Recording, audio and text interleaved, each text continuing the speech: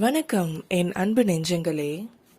Mind யார் mind, உங்கள் மனதை கவனியுங்கள் சேனலுக்கு உங்களை அன்போடு வரவேற்கிறேன்.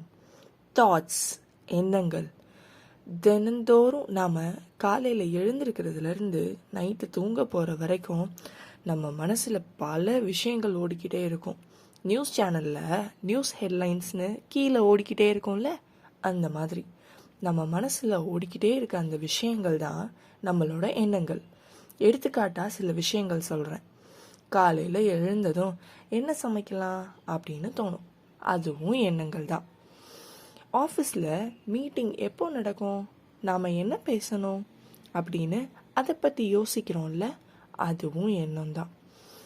அவன் நல்லா இருக்கணும் அப்படின்னு நினைக்கிறதும் எண்ணம் தான்.